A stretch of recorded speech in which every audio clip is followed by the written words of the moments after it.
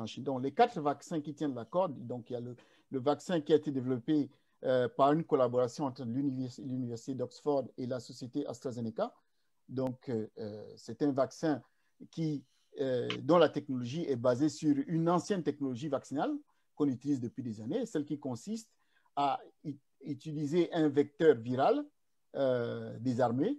Donc, ici, on utilise le virus qui provoque le rhume chez le chimpanzé. Donc, un adénovirus qui provoque le rhume chez le chimpanzé, dans lequel qu'on modifie génétiquement et dans lequel on insère un virus désarmé, c'est-à-dire un virus, un COVID désarmé.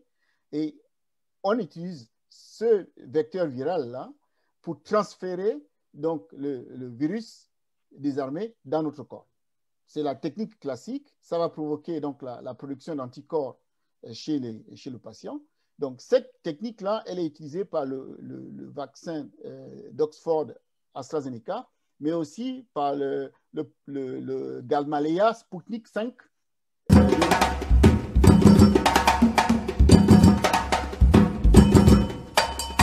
Chaque dimanche à 19h GMT, soyez branchés sur le 3xAfrique2050.com au rendez-vous médiatique dans l'émission L'heure de vérité d'Afrique 2050.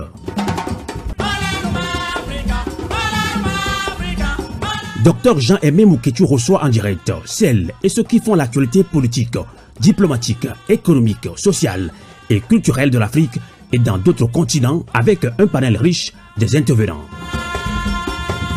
Pour nous écouter en direct, c'est le 3xAfrique2050.com. L'émission L'heure de vérité est retransmise également en direct sur la page Facebook du docteur Jean-Aimé Mouketchou. Merci pour votre fidélité depuis plusieurs décennies.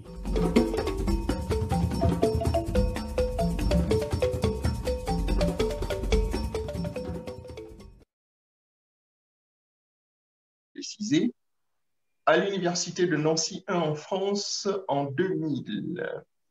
Alors, je voudrais aussi rappeler que vous êtes auteur d'une quarantaine de publications dans des revues scientifiques reconnues mondialement, à comité donc de lecture dont les plus citées sont la découverte que les plantes pouvaient sentir l'odeur des champignons. Vous allez nous apporter peut-être plus de précisions sur cette découverte qu'on qualifie de principale ou bien de fondamentale. Vous avez aussi fait donc des publications sur l'impact des contraintes mécaniques du sol sur l'enracinement des plantes. Je signale aussi que vous avez été sélectionné par l'organisme TED. TED, ça veut dire quoi? TED. Non, c'est un organisme qui organise des conférences à travers le monde. Donc, qui sélectionne les orateurs dans des sujets divers. Dans les sujets divers, et vous avez été sélectionné parmi les 10 meilleurs, donc les 10 personnes les plus innovantes en 2017. C'était ça. Dans mon cas, c'est donc ce qu'on appelle un TEDx, c'est-à-dire une conférence TED qui est organisée par un groupe d'individus dans un endroit donné. Et donc, cette fois-ci, c'était organisé en Italie et ils m'ont appelé un jour et ils m'ont proposé de participer. Et ils m'ont dit que j'avais été sélectionné parmi les 10 personnes les plus innovantes cette année-là. D'accord, très bien. Alors, je voudrais donc terminer cette présentation rapide en signalant à nos auditrices et auditeurs que vous êtes un homme politique très engagé dans le milieu de la diaspora gabonaise de Razi. Alors, M. Franck Litingou, je voudrais vous demander, est-ce que cette présentation vous convient-elle? La présentation me convient. Elle est fidèle à ce que je suis, à ce que je fais. Oui. Et si je posais la deuxième question, comment vous allez? Je vais bien. Jusqu'ici, j'ai réussi à éviter le Covid. Comme vous le savez, ici en Allemagne, il y a une recrudescence des cas de Covid-19 lors de la deuxième vague qui a fait que nous sommes en confinement depuis la semaine dernière. Un confinement, ça a commencé par un confinement light, mais depuis le 24, donc un confinement beaucoup plus sévère jusqu'au 10 janvier. D'accord. Oui, ça va. D'accord, on reviendra sur cette actualité. Est-ce que l'Afrique vous manque beaucoup? Quand je parle de l'Afrique, je voulais parler de votre pays d'origine, le Gabon. Évidemment que le Gabon me manque. La dernière fois que je suis allé au Gabon, c'était en 2015. Donc, ça fait un petit moment.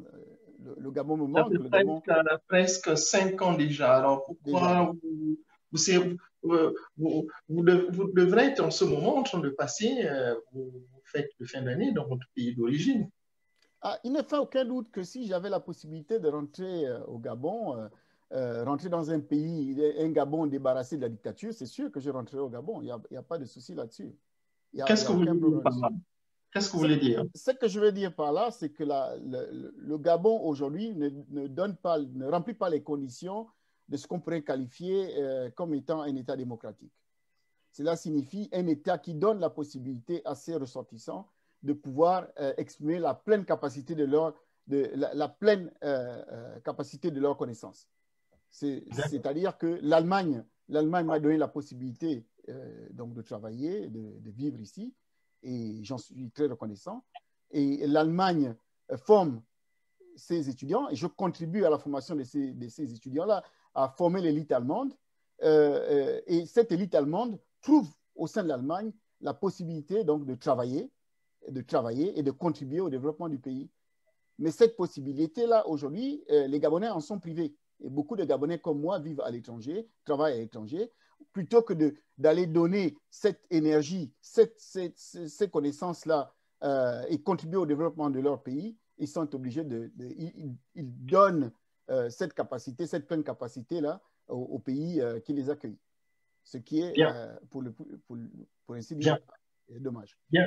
Merci pour ces précisions. Donc, je voudrais d'abord présenter mes plates excuses à nos auditrices et auditeurs. Alors, pour des raisons familiales de dernière minute, le professeur Bruno Elanguema n'a pas pu nous rejoindre à cette émission. Cela dit, chères auditrices et auditeurs, nous vous assurons qu'il sera notre premier invité de l'année qui va bientôt commencer, qui pointe donc à l'horizon 2021. Voilà. Donc, je m'excuse, le professeur Bruno Nguema vient de m'envoyer donc un message. Je vous présente donc ses plaintes excuses, mais nous allons le recevoir dès le début de l'année, si vous voulez, donc prochaine, qui va commencer. Alors, Monsieur Franck Didiengou, nous allons commencer avec l'actualité internationale d'abord. Parlons un peu de la Côte d'Ivoire, que vous connaissez certainement. On parle des élections législatives.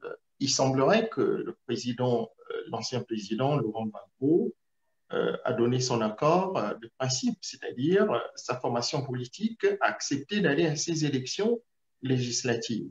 Alors, est-ce que ça ne va pas créer de confusion? Parce qu'il semblerait, peut-être je me trompe, hein, vous pouvez me corriger, il semblerait qu'il y avait des conditions par rapport à la participation à ces élections sur son arrivée d'abord. Vous voyez, est-ce que c'était pas mieux qu'il arrive d'abord, qu'il arrive par exemple en Côte d'Ivoire, qu'il y ait une réconciliation et ensuite on peut parler des élections législatives? Ça, c'est un sujet très intéressant parce que c'est un sujet qui traduit même le drame des élections en Afrique, le drame de la politique en Afrique. Il se trouve que la Côte d'Ivoire sort d'une décennie de mort et de tristesse et de malheur pour les Ivoiriens. Le Front populaire ivoirien, le FPI, la frange supportrice de Gbagbo du FPI, je l'ai appris par RFI, moi aussi, qu'ils étaient partants pour participer aux élections législatives. Il semble qu'il y ait des accords. Je ne suis pas certain, je n'ai pas entendu Laurent Gbagbo dire qu'il était d'accord avec ça. Il est probablement d'accord avec ça, mais cela signifie qu'il y a des accords il y a des choses qui sont en train de se passer en sous-main. Mais je doute, sincèrement, je doute de cette information parce que je ne suis pas certain que ce soit dans l'intérêt d'Alassane Ouattara de laisser revenir Gbagbo au pays. Donc, ce préalable-là, c'était un préalable qui avait été posé par le FPI. Mais je ne suis pas certain que c'est dans l'intérêt de Ouattara de laisser revenir Gbagbo. Parce qu'un Gbagbo qui va s'allier avec l'opposition, ça m'étonnerait que Alassane Ouattara et son parti gagnent les élections dans ces conditions-là. Donc, on va regarder ce qui va se passer et on verra si ce sera le cas. Oui, mais si RFI en parle, ça veut dire que cette radio internationale a reçu des informations précises sur cette participation. Alors, est-ce que l'opposition africaine de façon générale, hein, dans les pays de l'Afrique subsaharienne francophone, est-ce que vous ne pensez pas que l'opposition, parfois, elle se cherche un peu, hein? Vous voyez, ça ne fait pas longtemps qu'il y a eu un grand mouvement, hein, qui a été organisé par la dynamique de l'opposition en Côte d'Ivoire. Et aujourd'hui, cette même opposition parle des élections, d'aller participer aux élections législatives.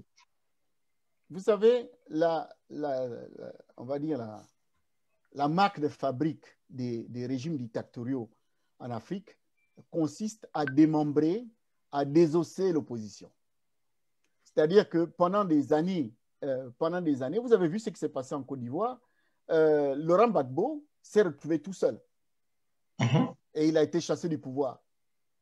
Et les gens qui sont restés dans l'opposition, Harim Konan Bédié par exemple, ceux qui sont restés dans l'opposition, se sont vus écrasés par Alassane Ouattara lorsque celui-ci a pris le pouvoir.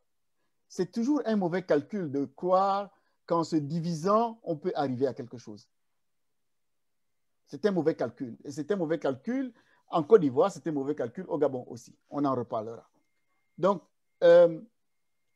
aujourd'hui, Laurent Gbagbo veut rentrer dans son pays. Vous avez entendu dire qu'il était possible que Laurent Gbagbo reçoive son passeport, qu'il rentre au pays. Je pense que cette stratégie prise aujourd'hui par le FPI voudrait en fait, il voudrait l'utiliser en fait pour faire entrer Gbagbo dans le pays. Je pense que c'est ça leur stratégie. C'est-à-dire qu'en acceptant d'aller aux élections, cela permettra à Gbagbo de rentrer dans le pays. Mais je ne suis pas certain, comme je vous l'ai dit, que Ouattara acceptera cela. Je ne suis pas certain. Parce que pour Ouattara, Gbagbo représente un véritable danger. Parce que Gbagbo a encore beaucoup de soutien dans le pays et pas seulement dans le pays. Donc, ça veut dire que la réconciliation, vous ne la croyez pas? Dans l'état actuel des choses, non. Moi, je pense que tant qu'on n'aura pas fait c'est-à-dire fait le bilan, le véritable bilan des 10 dernières années, la réconciliation ne se fera pas. Aujourd'hui, il y a encore beaucoup trop de rancœur. Par exemple, on n'a toujours pas retrouvé les assassins de Dokwe. On ne les a pas retrouvés jusqu'à aujourd'hui. D'accord, très bien. Alors, finalement, quel conseil pourriez-vous donner au nouveau ministre de la Réconciliation, M. Kouadio Bertrand? Moi, je pense que ça c'est un poste, ministre de la Réconciliation. L'intitulé... c'est un ministère clé, hein? Oui. Pour un pays qui a connu plusieurs crises. Crise militaire, crise politique, avec tous ces morts. Voyez, donc... la réconciliation ne se décrète pas. Elle ne se décrète pas. Il faut de la justice. Tant qu'il n'y a pas de justice, il n'y a pas de réconciliation. Ce qui s'est passé en Afrique du Sud avec Nelson Mandela, avec la création d'une commission vérité et réconciliation, doit se faire aussi en Côte d'Ivoire. Parce qu'il n'y a pas, les morts ne sont pas morts seulement d'un seul camp. Vous voyez? Tant qu'on ne reconnaîtra pas les morts qui sont, les gens qui sont morts du côté de Gbagbo, la réconciliation ne se fera pas. Tant que certaines personnes seront poursuivies, la réconciliation ne se fera pas. Il faut que la vérité soit établie pour que la réconciliation se fasse. Et ça, c'est indispensable. Et cela vaut pour la Côte d'Ivoire, cela vaut pour le Gabon. Cela vaut pour le Gabon, et comme je disais tout à l'heure, on en reparlera. D'accord. Donc, pour ce qui concerne la Côte d'Ivoire, donc, si je vous comprends, vous êtes en train de proposer, par exemple, au ministre de la Réconciliation, il faudrait qu'il y ait, si vous voulez, donc, qu'il suive l'exemple de l'Afrique du Sud en mettant une commission c'était une commission vérité et réconciliation. Oui. Voilà. Et chacun viendra expliquer ce qui s'est passé et après organiser cette réconciliation. Et il y a des mandats d'arrêt internationaux qui sont lancés contre, contre certaines personnes, notamment Guillaume Soro. Comment est-ce qu'on peut faire une réconciliation s'il y a des gens qui ne peuvent pas rentrer dans le pays? Il faut commencer quelque part. Donc, il faut un geste politique. C'est-à-dire, nommer un ministre de la Réconciliation ne suffit pas. Il faut un geste politique. Il faut un geste politique qui montre qu'on veut vraiment la réconciliation. C'est quoi ce geste politique? Le geste politique, par exemple, le retour de Gbagbo, le retour de Blé Goudé. Vous voyez? Le retour de Soro. Tant que ces gens qui comptent beaucoup de soutien dans le pays ne rentrent pas, il sera difficile de parler de réconciliation. Donc, il faut un geste politique. Et quand on veut, vous savez, la volonté politique peut faire beaucoup de choses. Mais encore faut-il qu'il y en ait une. Donc, le fait de nommer un ministre de la Réconciliation est un bon début. OK, nous sommes d'accord. Maintenant, il faut donner des moyens à ce ministère-là. Et les moyens, ça veut dire que le chef veuille bien faire en sorte que la réconciliation se produise. C'est-à-dire que les gens qui sont en exil aujourd'hui rentrent au pays. C'est important. Il n'y a que comme ça qu'on pourra se réconcilier. Oui. Est-ce que vous pensez qu'au sortir de ces élections législatives qui seront organisées en Côte d'Ivoire, le président Ouattara pourrait accepter une cohabitation? C'est difficile de faire la politique fiction, honnêtement. C'est difficile de faire la politique fiction. Si les élections sont organisées libres. Vous vous rappellerez que Laurent Gbagbo lui-même a subi une cohabitation. C'est-à-dire une cohabitation de fait avec des gens, avec des groupes armés dans le pays. Je ne suis pas certain qu'une telle cohabitation dans l'état actuel des choses puisse avoir lieu. Tant qu'on n'aura pas baissé les tensions. Là, il s'agira d'une cohabitation qui verra le jour après cette élection législative. Donc, après le choix du peuple. Hein. Le peuple va s'exprimer. Si le peuple, par exemple, décidait, par exemple, de s'exprimer en confiant les pouvoirs, par exemple, à l'opposition, ça veut dire que c'est une cohabitation qui peut déclencher, pourquoi pas, la vraie réconciliation en Côte d'Ivoire. Oui, bon, moi, je suis pour l'apaisement. Je vais vous dire, je suis pour l'apaisement. Je suis pour que les Ivoiriens se parlent. Je suis pour que les Ivoiriens puissent affronter leur histoire. Ils se regardent dans les yeux, affronter leur histoire. Cela dit, vous avez vu comment se sont déroulées les élections présidentielles récemment. Le chiffre stalinien qu'a obtenu Alassane Ouattara n'augure pas d'un futur radieux quant à une probable cohabitation dans le pays.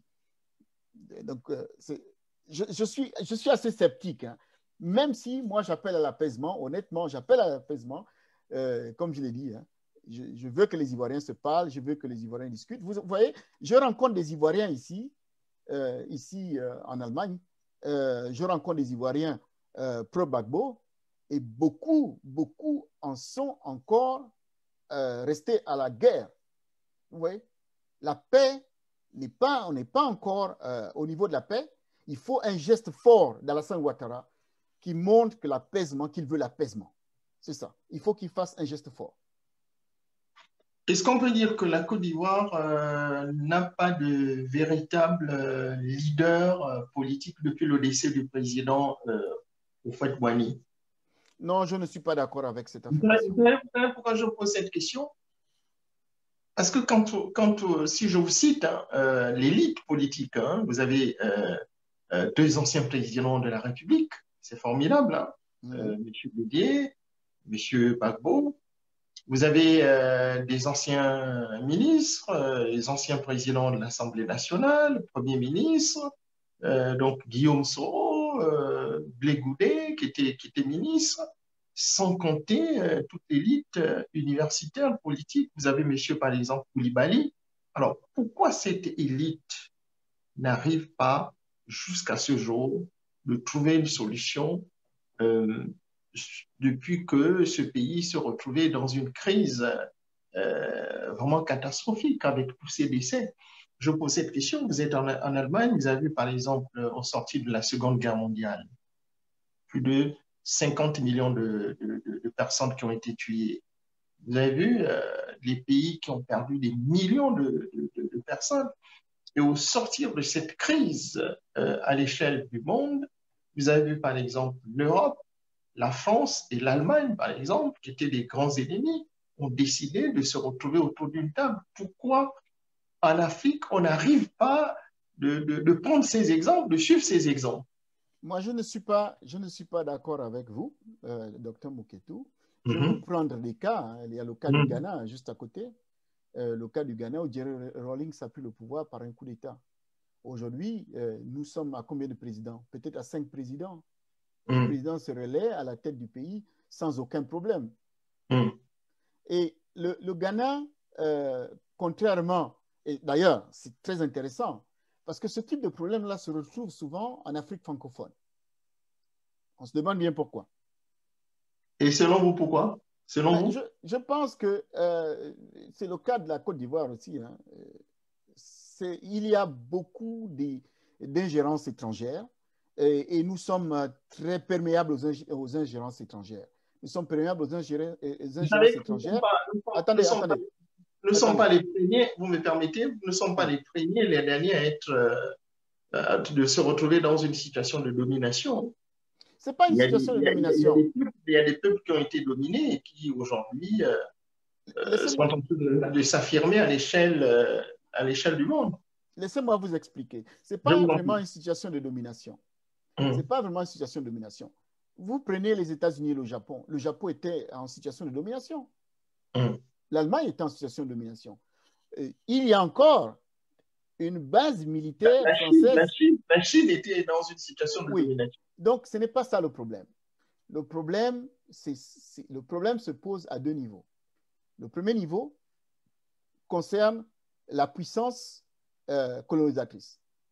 Il faut que la puissance colonisatrice intègre le fait qu'aujourd'hui, nous puissions discuter d'égal à l'égal. Et même au sein de la puissance colonisatrice, ce n'est pas tant toujours l'État, mais plus les multinationales qui ont tendance, vous voyez, les multinationales qui ont tendance à agir sur la politique interne des pays. Et le deuxième volet concerne les Africains eux-mêmes et concerne la corruption. La corruption, j'insiste bien sur le mot corruption, concerne la corruption et cette tendance qui pousse certains Africains à ne penser qu'à eux-mêmes et pas à leur peuple. Donc, ceux qui crient, et il y en a beaucoup qui crient contre la puissance colonisatrice, ont raison, mais cela ne suffit pas. Il y a nous-mêmes aussi. Il y a notre propension à nous laisser corrompre qui rentre en ligne de compte. Et je pense qu'on peut dépasser tout cela. On peut aller vers une relation plus équilibrée où le colonisateur, l'ancien colonisateur, respecte l'ancien colonisé pour qu'il puisse discuter d'égal à l'égal. C'est possible. Et c'est ce à quoi les nouvelles jeunesses africaines doivent travailler. Et sortir d'une position, d'une position victimaire qui voudrait qu'on soit toujours écrasé par ceux qui nous ont colonisés. Je ne sais pas si vous saisissez ce que je vous dis là. Je vous suis parfaitement. Donc, la balle est du côté, si vous voulez, donc des Africains, en fait, hein, des Africains de l'Afrique francophone. C'est ça. Bien. Merci, monsieur Franck Ditengou. Je voudrais rappeler que vous êtes universitaire germano-gabonais. Vous êtes en ligne depuis Fribourg, en Allemagne. Alors, je voulais votre réaction sur cette citation du président actuel français Emmanuel Macron qui dit ceci. Nous sommes devenus une société victimaire, émotionnelle. Fin de citation. Votre réaction? Il s'adressait à quelle société? La société française ou la société africaine? Certainement à l'échelle nationale. En fait, ce que dit M. Macron est assez intéressant. Il ne faut pas oublier l'histoire. Il ne faut pas oublier l'histoire et il ne faut pas oublier les conséquences de l'histoire. Quand il parle de société victimaire, je suppose qu'il s'adresse à tous ceux qui souhaitent que certaines choses changent dans le pays, notamment le changement des rues, des noms de rues, le fait que certains aient souhaité qu'on enlève la statue la statue devant l'Assemblée nationale, je ne me rappelle plus de qui c'était devant l'Assemblée nationale, le fait qu'il y ait des revendications au sein de telle ou telle communauté. Je suppose que c'est de ça qu'il parle. Une société se construit sur son histoire. Il faut que la France reconnaisse son histoire et je pense que Macron lui-même a fait beaucoup d'efforts là-dessus.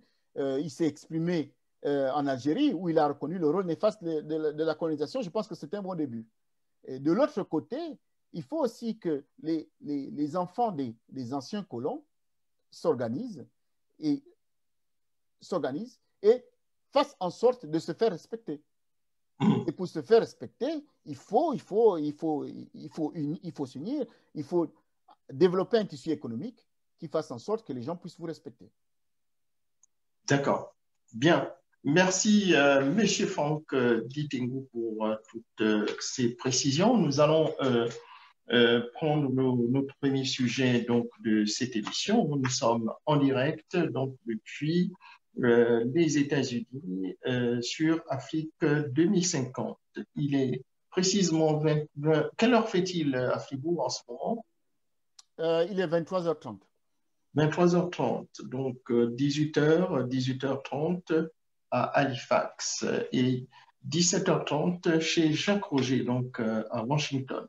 Alors, prenons le premier thème sur la sécurité vaccinale et COVID-19. Mais avant de vous poser des questions précises sur ce sujet technique assez compliqué, j'ai essayé un peu de lire, de documenter et pour donc bien comprendre, si vous voulez, donc cette problématique sur la sécurité vaccinale et COVID-19. Alors, la fabrication du vaccin, cette fabrication, elle a été faite en un an ou en plusieurs années, parce qu'on ne comprend plus.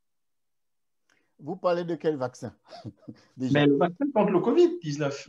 Il y a vaccins, puisqu'il y en a plusieurs. Il y en a plusieurs. À l'heure actuelle, il y a 4 vaccins qui tiennent la corde et puis il y a les vaccins chinois.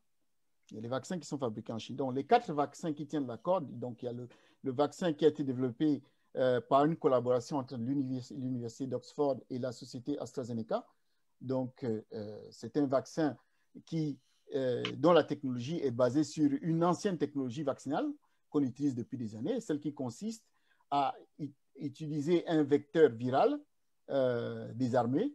Donc, ici, on utilise le virus qui provoque le rhume chez le chimpanzé. Donc, un adénovirus qui provoque le rhume chez le chimpanzé, dans lequel, qu'on modifie génétiquement et dans lequel on insère un virus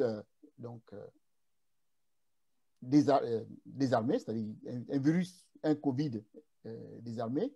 Et on utilise ce vecteur viral-là pour transférer donc, le virus désarmé dans notre corps. C'est la technique classique. Ça va provoquer donc la production d'anticorps chez le patient. Donc, cette technique-là, elle est utilisée par le vaccin d'Oxford AstraZeneca, mais aussi par le Gamaleya Sputnik 5 de Russie.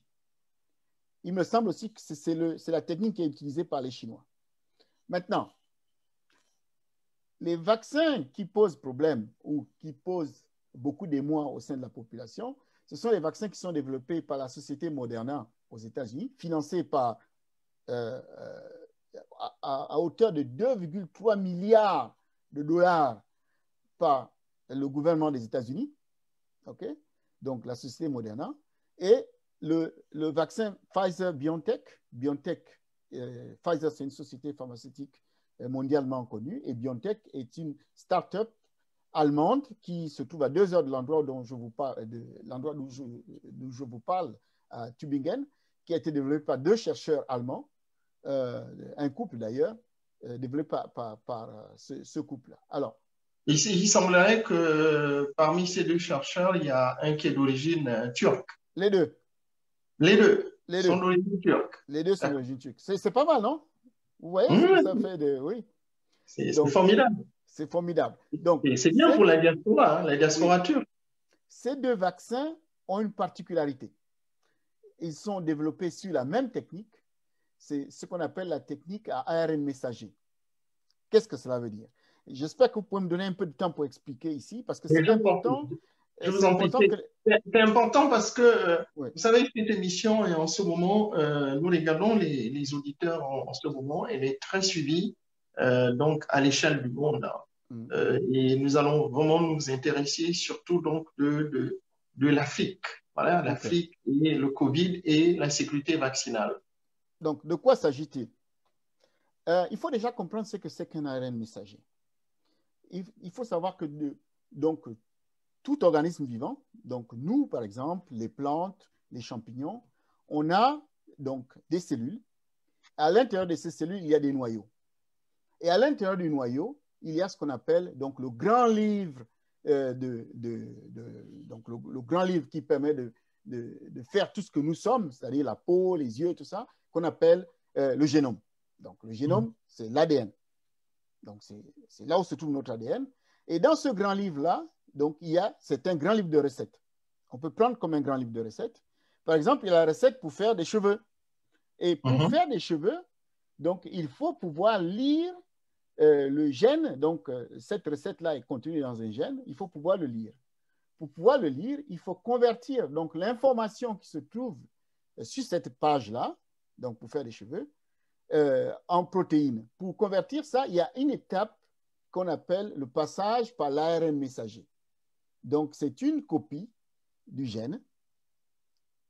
Donc, cet ARN messager constitue une copie du gène qui va permettre ensuite de pouvoir lire, de pouvoir décoder à partir de structures on peut appeler des grosses imprimantes, donc les ribosomes. Donc, l'ARN messager va s'attacher sur ces ribosomes et il sera lu. Et c'est comme ça qu'on pourra faire ces protéines-là. Donc, ça, c'est comme ça que fonctionnent nos cellules. Donc, toutes les protéines, tout ce qui est fabriqué dans notre corps provient de ce système-là. Maintenant, les virus, il y a plusieurs types de virus. Il y a des virus à ADN, comme je viens de vous dire, ADN comme nous, et puis il y a les virus à ARN. Et le COVID-19, le SARS-CoV-2, donc le COVID-19 est un virus à ARN. Ça signifie qu'il contient donc cet ARN se trouve dans une capsule. Cette capsule-là, donc, c'est une enveloppe. Donc, cet ARN-là contient toute l'information nécessaire pour pouvoir répliquer le virus, pour pouvoir faire d'autres virions, pour pouvoir faire d'autres virus. Vous voyez? Donc, pour que cet ARN-là puisse être répliqué, le virus, lui, n'a pas notre arsenal cellulaire qui permet de produire toutes nos protéines. Donc, il a besoin de notre structure cellulaire pour pouvoir se répliquer. Donc, cet ARN messager du virus arrive dans nos cellules et à partir de là, il va utiliser nos cellules pour pouvoir se répliquer. Notamment nos grosses imprimantes, là, nos ribosomes, pour pouvoir fabriquer d'autres molécules virales, donc des protéines qui sont nécessaires à sa réplication. Donc, qu'est-ce que les chercheurs se sont dit? Avant de continuer plus loin, il faudrait que je vous dise que cette technique n'est pas nouvelle. Déjà en 1999, j'ai trouvé des articles qui en parlaient. Donc, la technique n'est pas nouvelle. Et des techniques qui utilisent, donc, par exemple, plus ou moins similaires, des virus à ADN cette fois-ci, sont utilisés par exemple par les vétérinaires pour vacciner des chevaux, pour vacciner même des saumons, pour vacciner des chiens, des chats. Cette technique existe chez les animaux. Mais la technique ARN, les chercheurs se sont dit, mais au fond, pourquoi est-ce qu'on ne pourrait pas utiliser un bout de l'ARN messager? Ce bout-là contient l'information qui permet de fabriquer une protéine qui est sur l'enveloppe du virus. Donc, vous voyez, je vous ai dit que l'ARN messager est entouré par une enveloppe. De fabriquer une protéine de l'enveloppe. Cette protéine-là, c'est une, en français, c'est une spicule. En anglais, c'est spike. Cette protéine-là, c'est la protéine qui permet, attendez, monsieur Mouketou, c'est la protéine qui permet à l'enveloppe, donc au virus, de s'accrocher à la cellule. Mais cette protéine-là, en elle-même, n'est pas méchante. Ce n'est pas une protéine qui peut te rendre malade. Est-ce que vous voyez, monsieur Mouketou? Donc, ils ont pris cette information et ils ont fabriqué un ARN messager synthétique. Cet ARN messager synthétique, il fallait maintenant pouvoir l'insérer dans les cellules.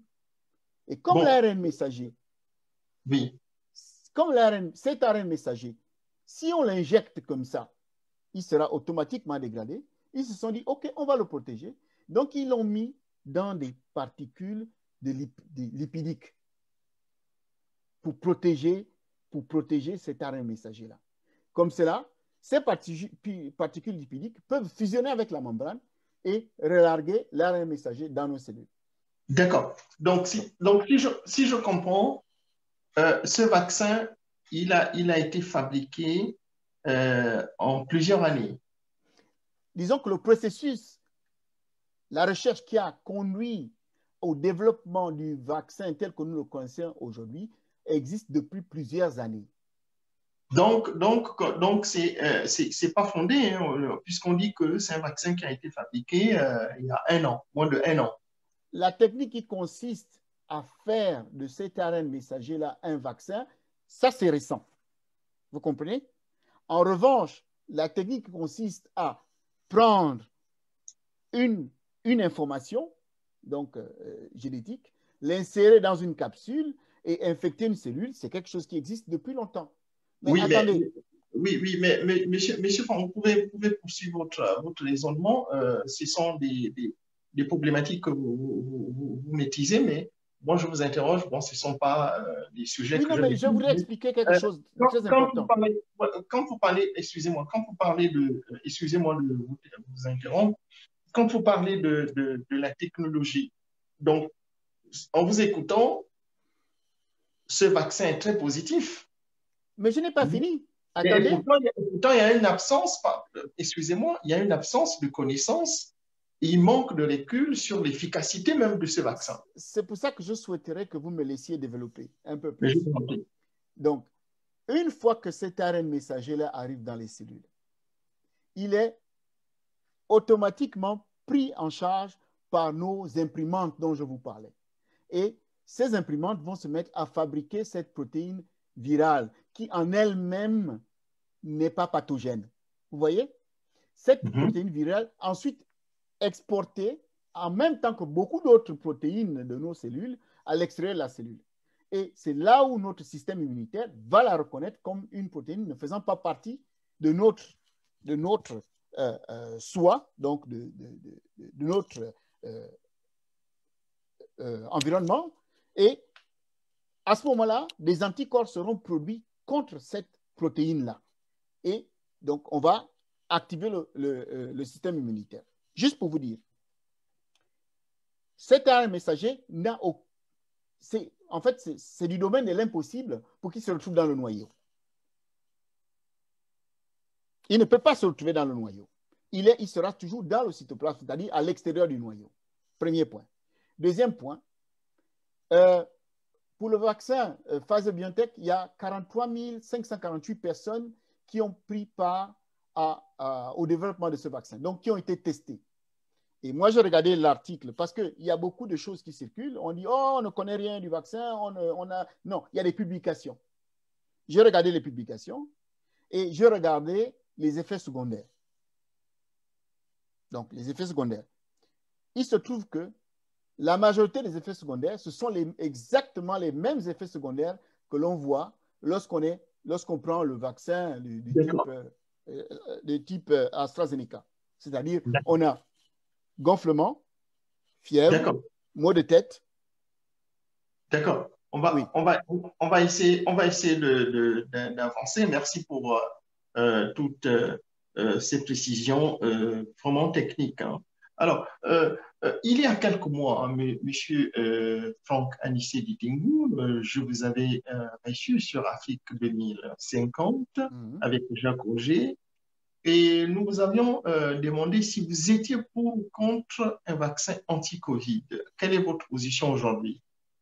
D'abord, je vous avais répondu que ce n'est pas une question d'être pour ou contre le vaccin, c'est une question de savoir qu'est-ce qu'il y a dans le vaccin. Oui, mais quand je pose cette question, vous avez vu par exemple en France, j'ai vu le sondage, 40% seulement des Français qui sont prêts à aller se faire vacciner. Donc 60% des Français qui sont hésitants. Donc il y a un problème. Je comprends ces gens. Donc il y a des pour et des contre. Oui, je comprends ces gens, mais ça ne devrait pas se déterminer en pour et en contre. Ça devrait se déterminer en quel est l'avantage qu'apporte le vaccin lorsqu'on prend le vaccin et si on ne le prend pas. Donc, je voudrais vous expliquer 2-3 choses.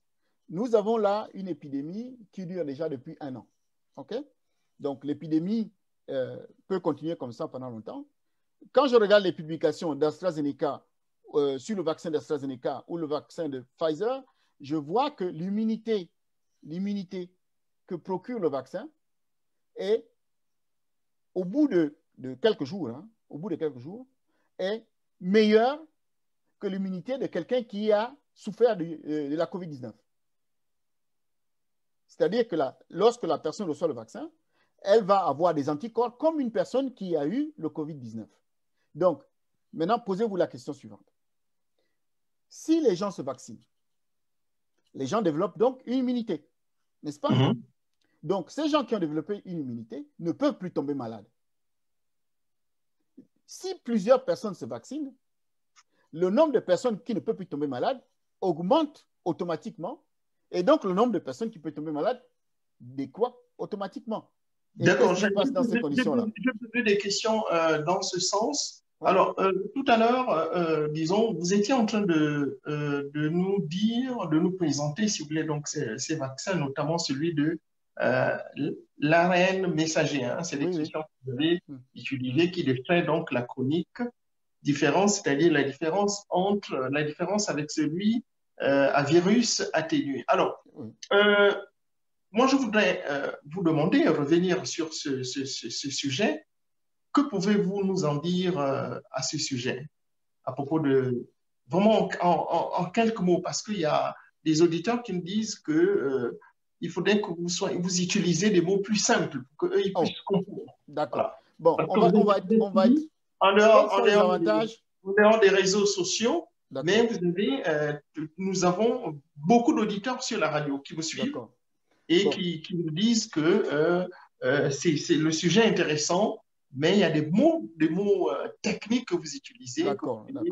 Je vais essayer d'être plus simple. En fait, l'utilisation de l'ARN messager, de ce vaccin ARN messager, c'est plutôt que de nous injecter le virus, on nous injecte une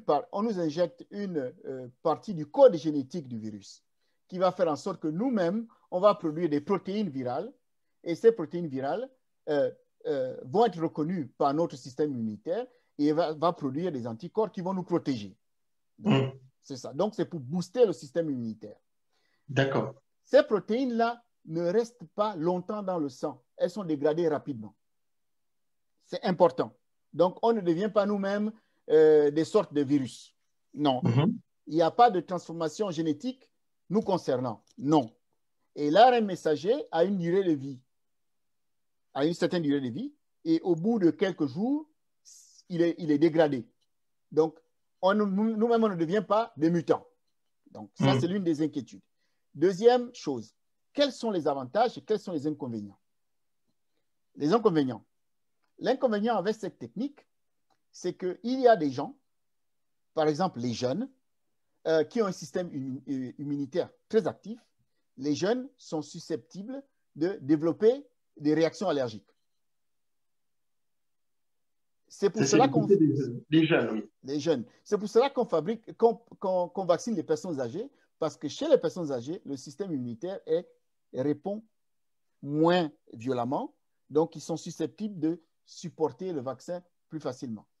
D'accord. Et voilà. L'autre, les inconvénients. Pour l'Afrique. Les inconvénients. Pour l'Afrique. Moi, pour l'Afrique, je préconiserais d'utiliser le vaccin justement, vous anticipez, puisque j'ai prévu une question dans ce sens. Beaucoup de vos compatriotes ou bien de vos frères africains, de nos frères africains, s'inquiètent de ce que l'on veuille vacciner les personnes en bonne santé, et c'est normal. Mais c'est tout à fait normal. Il vaut mieux, parce que ce vaccin-là ne soigne pas de la COVID. Qu'on soit bien clair. Le but n'est pas de soigner la COVID. Le but, c'est d'empêcher aux gens de tomber malades en boostant leur système immunitaire de telle sorte que lorsque le virus va arriver, il va trouver déjà des anticorps anti-COVID. C'est ça l'objectif. Ce n'est pas de soigner les gens qui souffrent de la COVID. C'est pour ça qu'il faut vacciner des personnes qui n'ont pas encore été malades pour augmenter le nombre de personnes pouvant se défendre du virus. Et si on va aux alentours de 40%, 60% de personnes qui sont vaccinées, ce serait déjà une bonne chose pour la société. Parce que ça fait déjà des personnes en moins qui seront contaminées par le virus. Alors, justement, est-ce qu'à long terme, comment dirais-je, ce vaccin peut-il empêcher la transmission du virus?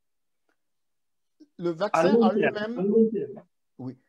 À long terme, la transmission, ce que cela veut dire en fait, c'est que si vous avez plusieurs personnes qui sont vaccinées, à ce moment-là, le virus ne peut plus se transmettre puisqu'il ne peut pas se répliquer, puisqu'il ne peut pas fabriquer d'autres virus en infectant les gens. Donc, de facto, il va empêcher la transmission. Mais à court terme, non. À court terme, non. Surtout s'il y a autant de personnes qui refusent de se faire vacciner, le vaccin ne pourra pas protéger la transmission du virus. Non, non. C'est un fait. Mais s'il y a plus de personnes qui sont vaccinées, à ce moment-là, le nombre de personnes qui aura des anticorps anti-Covid sera très élevé et automatiquement, le virus ne pourra pas se reproduire chez eux. Et c'est comme ça qu'on pourra bloquer la propagation de l'infection. Mais il y a un autre élément que je voudrais souligner ici, et c'est important que je le dise. Il faut savoir que ce virus mute, comme la plupart des virus à ARN. On a à peu près 4 mutations. On a à peu près 4 mutations par mois. Et vous avez entendu parler de la nouvelle variante qui se transmet beaucoup plus facilement, qui a été découverte au Royaume-Uni et en Afrique du Sud. Vous en avez entendu parler? Oui, en Afrique du Sud, oui. La variante, voilà. Le variant du virus sud-africain qui semblerait être plus dangereux. Non, il n'est pas plus dangereux. Non, d'après ce que j'ai écouté, par exemple, sur CNN, on disait que le variant du virus sud-africain, il est plus dangereux puisqu'il touche plus les jeunes. Vous voyez, donc il est contagieux aussi. Il semblerait. Il est plus contagieux, plus dangereux, c'est à démontrer, mais il est plus contagieux. Vraiment, M. Mouketou, j'aimerais expliquer ça, c'est très important. Donc, il y a eu des mutations, il y a eu 11 mutations sur le nouveau variant. Mais il y a 3 mutations qui sont très importantes qui concernent la manière dont le virus s'accroche à la cellule. Ce sont ces mutations-là qu'on a découvertes là, dans le nouveau variant. C'est très important parce que, imaginez-vous, aujourd'hui, Dieu merci, l'Afrique est épargnée et moins touchée par le virus. Mais ce variant-là, la propagation de ce variant-là, personne ne peut prédire comment vont se passer les autres mutations. Personne ne peut le prédire. Oui, mais comment on peut ralentir, si vous voulez, donc ce variant du virus, par exemple en Afrique du Sud? Lorsqu'on regarde la portion donc la protéine qui a été mutée, il n'y a aucun argument pour dire que le vaccin ne sera plus actif. Donc, moi, en absence de médication, en absence de médicaments, moi, je ne vois guère que la vaccination. D'accord, ou alors le confinement est défini. Justement, restons un peu en Afrique. Vous pouvez prendre le cas des pays francophones, hein, le Gabon, la Côte d'Ivoire, le Cameroun, etc. Que pouvez-vous nous dire de la stratégie vaccinale en Afrique? Vous voyez là, je regardais toujours sur les médias états-uniens, CNN. Il semblerait que le vaccin est conservé dans une... Il faut une température, je crois, de moins de 80 degrés, hein, c'est ça? Oui, c'est-à-dire voilà. les vaccins ARN, donc de Moderna et de Pfizer-BioNTech. Pour le Pfizer-BioNTech, il a besoin d'une température de moins 70 degrés. Voilà. Et celui de Moderna a une température de moins 20 degrés. Alors, comment les Africains, par exemple au Gabon, en Côte d'Ivoire, au Bénin, etc., cette stratégie vaccinale sera-t-elle arrêtée, quoi? C'est pour cela qu'il y a d'autres vaccins. Il y a le vaccin de Oxford. Est-ce qu'on peut parler de, j'ajoute, hein, permettez, est-ce qu'on peut parler voilà, d'un défi logistique? Oui, c'est un défi logistique et moi je pense que l'Afrique, dans les conditions actuelles, ne pourra pas répondre à ce défi-là. C'est-à-dire que les vaccins de Moderna et de Pfizer-BioNTech ne sont pas, de mon point de vue, ne sont pas les vaccins qu'on devrait adopter dans notre zone subsaharienne. On devrait plutôt aller pour les vaccins de type Oxford AstraZeneca, donc le vaccin de AstraZeneca, ou alors le Sputnik ou le vaccin chinois, qui eux sont des vaccins qui peuvent se conserver entre 2 et 8 degrés donc au frigo. Donc ces vaccins-là, je pense que l'Afrique devrait opter pour ce type de vaccin-là plutôt que des vaccins de Moderna ou de Pfizer-BioNTech. Donc, ceux qui ont peur du vaccin à ARN, dans ces conditions-là, n'auront pas le vaccin à ARN. Comme ça, on ne pourra pas... Comme ça, ce sera beaucoup plus simple. Alors, là, justement, à propos de la vaccination en Afrique, il faut quand même un consentement pour se faire vacciner. Bon, disons en Occident, on parle du consentement des démocratiques. Et comment le faire dans une société, par exemple, comme dans votre pays d'origine, hein? Vous savez que là-bas, c'est presque des barbares venus tout droit du monde des ténèbres qui sont à la tête de l'État. Donc, comment ça peut se faire là? Cette question, il faut un consentement. Vous voyez, en France, on n'impose pas. Est-ce que dans les sociétés dirigées par... Comment? Et encore. Non, je vais vous dire. Non, en France, en tout cas, les informations que j'ai reçues, la vaccination n'est pas obligatoire. Oui, en Allemagne non plus. Le gouvernement souhaite vacciner au moins 40 millions de Français, mais ce n'est pas obligatoire. Mais moi, j'aimerais dire la chose suivante. Oui. Premièrement, moi, je suis pour que les gens choisissent de se faire vacciner ou pas. Je vous le dis sincèrement. Mais de l'autre côté, en même temps, je suis pour la responsabilité. Et il y a un auditeur, vous me permettez, il y a un auditeur qui vous soupçonne d'être membre du lobby des vaccins. Non, je ne suis pas membre du lobby des vaccins. Je vous explique comment fonctionne le vaccin. Je vous explique les enjeux de la vaccination, pourquoi c'est important d'être vacciné. Et maintenant, chacun doit se déterminer en fonction de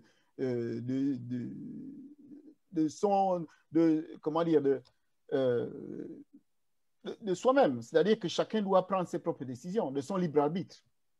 Chacun doit se déterminer en fonction de son libre arbitre. Ce que j'explique, c'est la chose suivante. Moi, je suis pour que chacun choisisse de se faire vacciner ou pas. Premièrement. Une fois que j'ai dit ça, mais je dois aussi dire que chacun doit aussi faire preuve de responsabilité. Quand on vit dans une société, il faut faire preuve de responsabilité.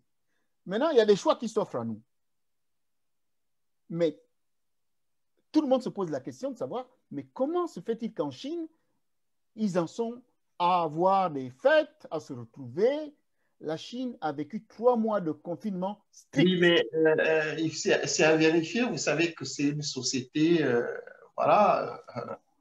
très fermé, dirigé par un régime où tu boudes un instant, la seconde qui suit, Donc, vous pouvez vous retrouver bien dans le tombeau. Hein. Donc, justement, docteur Muketu.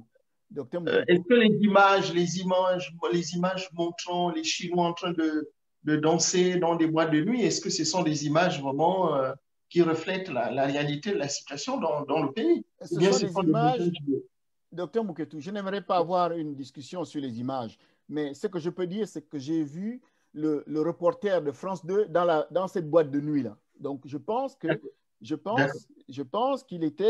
a vu ce qui se passait. Bon, ce que je veux dire, c'est la chose suivante. Si vous voulez un traitement comme celui qui a été appliqué en Chine, il n'y a pas de problème. On confine pendant 3 mois, personne ne sort. Personne ne sort. Parce que dans le Yuan, on apportait à manger devant la porte pendant 3 mois. Est-ce qu'on veut ça? C'est ça, la responsabilité. Est-ce qu'on veut ça? C'est pas possible dans les sociétés démocratiques. Hein. Voilà. Donc, c'est pour ça que je dis qu'il faut faire preuve de responsabilité. Et de mon point de vue, de mon modeste point de vue, je ne travaille pas pour le lobby des vaccins. De mon modeste point de vue, je pense que le vaccin, c'est le moindre mal. C'est le moindre mal parce qu'il permet de protéger les gens à grande échelle. Et on l'a vu dans l'histoire, les vaccins ont permis à l'Afrique de se sortir de maladies terribles comme la poliomyélite, qui est même quasiment éradiquée. Même à l'échelle du monde, hein, oui. Donc, en Europe. Oui, donc je ne peux pas être contre les vaccins. D'accord. Je ne peux pas être contre les vaccins. Je suis pour savoir qu'est-ce qu'il y a dans le vaccin et puis de prendre le vaccin en connaissance de cause. Voilà. Bien. Merci, M. Franck Ditengu. Je voudrais rappeler à nos auditrices et auditeurs qui nous suivent sur Afrique 2050. Je voudrais rappeler que vous êtes nombreux en ce moment sur donc, notre radio, en train d'écouter M. Franck Ditengu, universitaire germano-gabonais. Alors, M. Franck Anissé Ditengu, quel est votre avis sur cette polémique concernant un complot visant à utiliser le vaccin anti-Covid afin de réduire la population africaine? Bon, vous savez, il y a, comme moi j'appelle ça, une espèce de schizophrénie qui touche certains d'entre nous. Hein. Parce que vous avez vu, le développement de ces vaccins s'est fait partout sauf en Afrique. Le vaccin d'AstraZeneca, c'est vrai, a été testé en Afrique du Sud. En Afrique du Sud, au Brésil et au Royaume-Uni. Le vaccin chinois a été testé au Maroc. Et le vaccin de Pfizer-BioNTech a été testé aux États-Unis et en Europe. Donc, aucun de ces vaccins n'a été testé en Afrique. Et plutôt, les vaccins à ARN n'ont pas été testés en Afrique. Aujourd'hui, les sociétés qui vaccinent, ce sont les sociétés occidentales et asiatiques. Il y a, à ma connaissance, je ne connais pas un pays en Afrique noire qui vaccine contre le COVID-19 à l'heure actuelle. Donc, cette stratégie qui consisterait à réduire la population africaine en utilisant un vaccin qu'eux-mêmes vont utiliser, c'est une stratégie que je ne comprends pas. Je ne comprends pas. En même temps, je ne suis pas naïf. Je n'exclus pas que dans le passé, il y ait eu des tentatives de vaccination sauvage dans certaines sociétés, notamment au Kenya. Mais là encore, nos gouvernants, les gens qui dirigent ces pays, ont une énorme responsabilité parce que ce sont eux qui autorisent ce type de campagne-là. Donc, quand une société est en responsabilité, c'est-à-dire quand les gouvernants sont en responsabilité, c'est à eux de veiller à ce qu'on ne donne pas n'importe quoi aux populations. Quand on aura confiance dans nos gouvernants qu'on aura vraiment choisis, ce type de complaintes, ce type de peur n'existeront plus. Voilà. D'accord. Bien. Merci, M. Franck Ditengu. Alors, est-ce que le vaccin est obligatoire au Gabon? Le vaccin obligatoire, je ne sais pas quelle est la politique vaccinale au Gabon. Je ne la connais pas. D'accord. Donc, il y a vraiment pas de stratégie vaccinale en ce moment. Pour l'instant, je n'ai rien entendu. Tout ce que j'ai entendu, c'est l'OMS jusqu'à aujourd'hui, insiste pour que le vaccin soit disponible aussi pour les pays qui n'ont pas les moyens de le payer. Parce que il faut savoir que j'ai les prix en francs CFA ici. Une dose du vaccin AstraZeneca coûte environ 2160 € à peu près. Celui de Moderna, donc ARN, coûte 18 000 francs CFA. Celui de Pfizer, 10 000, environ 11 000 francs CFA. Et celui de Sputnik de Russie coûte environ 5 500 francs CFA. Donc, imaginez le nombre de doses pour la population que nous avons. Et donc, vous pouvez imaginer combien ça va coûter. Donc, l'OMS souhaite que les vaccins soient mis à disposition, si ce n'est gratuitement, mais à des sommes réduites pour que tout le monde ait accès au vaccin.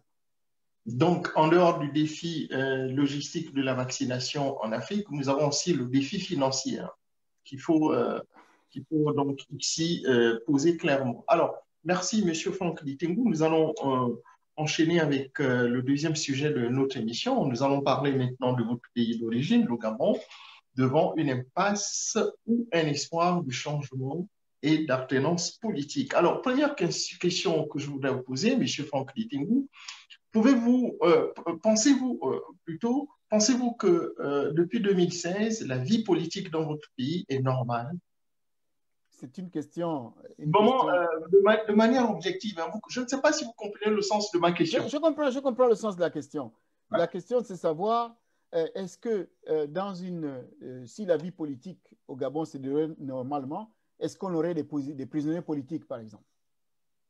Il y a Bertrand Zibi qui est en prison depuis 4 ans, n'est-ce pas? Il y a Pascal Oyougou, il y a Barack Obama, il y en a d'autres qui étaient en prison, qui sont sortis, mais qui étaient en prison, comme Landry a mis en Washington pendant 3 ans, pour on ne sait quelle raison. Qui n'a plus son passeport italien. Il y a... Il ne peut pas revenir aux États-Unis. Oui, il y a Hervé Mombo qui a passé 1 année en prison. Il y a celui qui vient de sortir, donc j'ai vu la vidéo cet après-midi, Patrick Koyabi, qui était en prison aussi pendant 1 an. Après, il a eu un non-lieu. La question est de savoir si dans ces conditions, on peut parler de vie politique normale. Il n'y a pas de vie politique normale. Depuis 2016, depuis l'attaque du QG de Jamping, le 31 août 2016, on ne peut pas parler de vie politique normale. Parce que les gens qui ont perdu leurs parents n'ont toujours pas reçu réparation. Ils n'ont pas reçu réparation de tous ces méfaits-là. J'entendais le porte-parole du gouvernement gabonais s'exprimer et dire que oui, l'armée et les forces de défense sont allées attaquer le QG de Jamping parce que des gens des vandales se seraient réfugiés. Dans quel pays on a vu ça? Dans quel pays on a vu aller attaquer le QG d'un candidat politique avec des armes de guerre? Où on a vu ça? On ne peut pas dire qu'au Gabon, la vie politique est normale. Non, on ne peut pas le dire. Donc, très bien. Donc, la vie politique dans votre pays n'est pas normale. Y aurait-il des coupables à ce statu quo politique? Il y a des coupables. Il y a sans aucun doute des coupables. Le premier coupable, bien sûr, c'est Ali Bongo, parce qu'il n'a pas reconnu sa défaite. Il aurait dû la reconnaître rapidement, puisqu'il a été battu très clairement. De 2016, suite à l'élection présidentielle de 2016. Le deuxième coupable, c'est la Cour constitutionnelle. Je ne dis pas la présidence, je dis la Cour constitutionnelle qui a choisi, en fait, c'est la Cour qui a désigné qui était le vainqueur de l'élection présidentielle et pas le résultat des élections. Donc, la Cour est coupable. Le troisième coupable, c'est la classe politique gabonaise. Je m'explique. Cette classe politique gabonaise a souvent du mal à choisir son camp. Moi, j'ai vu beaucoup d'opposants gabonais, s'en prendre à Jamping, donc celui qui a gagné l'élection, plutôt que de s'en prendre à celui qui a perdu l'élection. J'ai vu des opposants gabonais présentés comme tels, une fois l'élection terminée, courir, aller prendre un poste politique chez le parti, prendre un poste politique auprès du régime en place, demander même pour certains l'arrestation de Jean Ping, que Jean Ping soit mis en prison, alors que c'est Jean Ping qui a gagné l'élection. J'ai vu des gens être avec Jean Ping pendant l'élection et quelques temps après courir du côté du pouvoir en place. Donc, ce n'est pas comme ça. Ce n'est pas comme ça qu'on change un pays. Ce n'est pas comme ça qu'on développe un pays. La preuve, c'est que regardez vous-même l'état dans lequel se trouve le pays. Ces comportements-là sont à l'origine de la déliquescence du pays tel qu'on la connaît. Il faut avoir des convictions dans la vie. Il faut avoir des convictions. Quand on n'a pas de convictions, quand on va manger à tous les râteliers, ça ne peut pas fonctionner. On ne peut pas être aujourd'hui avec un groupe et demain avec un autre. Ça ne marche pas comme ça. D'accord. Si je vous écoute, j'aimerais vous poser la question suivante. S'agit-il uniquement d'un contentieux électoral ou bien, comment dirais-je, d'une crise plus profonde dans votre pays? La crise est plus profonde. Il ne s'agit pas seulement du contentieux électoral. Le contentieux électoral, j'ai envie de dire que c'est un révélateur. C'est un révélateur de l'état d'esprit de certains Gabonais. Vous savez, la société gabonaise est aujourd'hui en perdition. Sur le plan moral, sur le plan économique, sur le plan social, c'est une société qui est en perdition. Les valeurs de travail, les valeurs d'éducation, les valeurs de loyauté, ce sont des valeurs qui ont été perdues. Et ce qui fait encore, ce qui aggrave la situation au Gabon, c'est que même le système éducatif, le système de santé sont tous à l'agonie. Je suis curieux. Vraiment, j'aurais voulu débattre un jour avec un pédagogiste qui me montre du doigt quelque chose qui fonctionne. Nous avons sollicité ces débats. Je pense que nous allons les organiser d'ici là. Alors, d'autre part, je voudrais rajouter autre chose. D'autre part. Rapidement, oui. D'autre part, quand vous m'avez posé la question à savoir s'il y avait des coupables, il y a quelque chose que... il se trouve aussi qu'il y a une certaine reproduction. Donc, au fil des années, la nouvelle génération reproduit les erreurs de l'ancienne génération. Je m'explique. Le Gabon est aux mains d'un petit groupe de familles, hein, un petit groupe de familles. Vous parlez d'un petit groupe des familles. Des familles identifiées au sein du pouvoir. Vous avez des exemples? Ce n'est pas à moi de citer les noms, mais tout le monde le sait très bien. Tout le monde sait très bien qu'il y a une reproduction, c'est-à-dire que les parents tenaient le Gabon depuis 1968. Aujourd'hui, ce sont les enfants qui tiennent le Gabon. Et demain, il faudra qu'on supporte les petits-enfants. Vous voyez? Donc, ces familles-là travaillent contre le Gabon. Elles travaillent contre le Gabon, elles travaillent contre l'entente des populations gabonaises. Elles travaillent contre le renouvellement de l'intelligentsia gabonaise qui aurait pu assurer le développement du pays. Et ça, ce n'est pas acceptable. Et puis, quelle est votre réaction sur des va-et-vient que l'opposition a fait dans cette période de crise? Vous voyez, ces va-et-vient. Mais ces va-et-vient, comme je vous l'ai dit tout à l'heure, en fait, j'ai presque envie de dire, c'est du classique, du point de vue du pays. C'est du classique, donc c'est ancré, quoi. Mais c'est pourquoi je vous dis que le système a corrompu les mentalités des Gabonais. C'est-à-dire que les gens ne veulent pas se battre pour arracher quelque chose. Ils ne veulent pas se battre. Ce que les gens font... Peut-être qu'il ne faut pas généraliser, puisque nous avons, par exemple, en dehors du président Jean Ping, qui au fond, voilà, il faut le signaler, qui est dans une résistance pérenne, irréversible. Vous avez des jeunes comme le docteur Daniel Mengara, dans la diaspora, par exemple, qui sont mobilisés pour que la démocratie s'enracine, voit le jour dans votre pays. Alors, moi, vous m'avez posé la question. Oui, je voudrais enchaîner. Vous pourrez rebondir sur ce que je dirais. L'opportunisme existe au sein de votre classe politique, oui ou non? Avant de poser ma deuxième question. Oui, l'opportunisme est un sport national au Gabon. D'accord, très bien. Est-ce que cet opportunisme joue en faveur du régime établi dans votre pays? Mais effectivement, définitivement, il joue cet opportunisme parce que le pouvoir sait que les Gabonais sont opportunistes. Donc le pouvoir leur sert Quand vous dites les Gabonais, est-ce que c'est pas un peu c'est un peu trop dur? Ok. Je vais dire que certains Gabonais, allons-y. Vous savez que les Gabonais ont toujours voté l'opposition depuis la réouverture démocratique. Mais comment se fait-il qu'aujourd'hui, on n'ait toujours pas eu l'alternance? Je vais vous prendre un cas. Je vais prendre un cas très simple. En 2016, Jean Ping remporte les élections.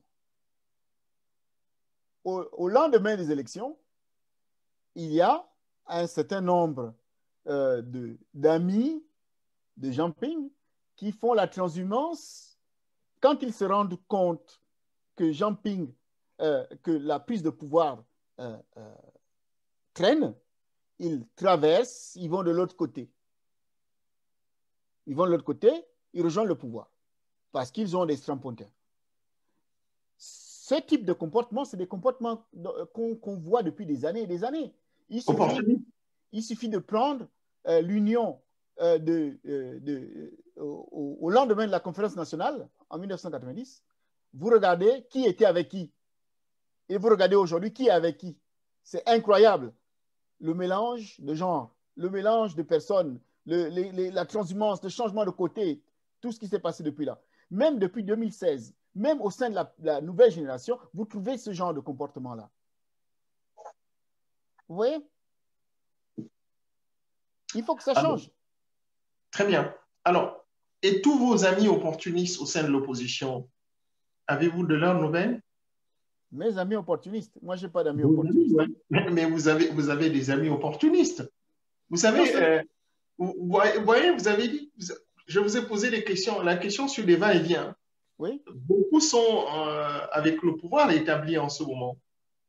Et dès qu'ils sentiront que l'alternance, le changement sont en train d'arriver, c'est sûr qu'ils vont vous rejoindre après et vous allez les accueillir et puis bon, voilà, on ferait chaque fois des sur place.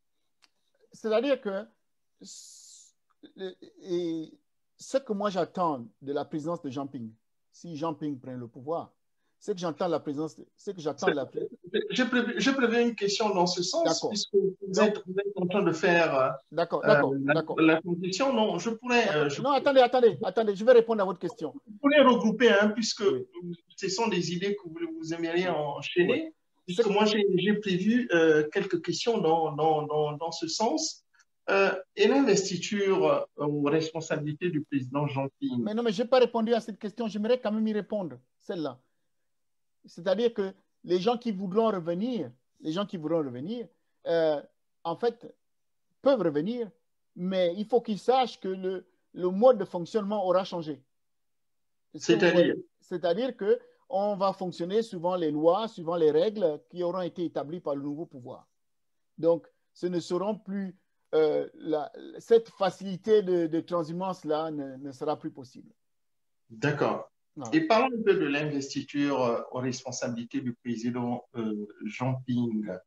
Je voudrais rappeler à nos auditrices et auditeurs non gabonais que le président Jean Ping avait été élu largement le 27 août 2016 et jusqu'à présent, il est en train de revendiquer, résister pour que le choix donc exprimé par le peuple gabonais soit respecté. Alors, En cas d'investiture du président Jean-Ping,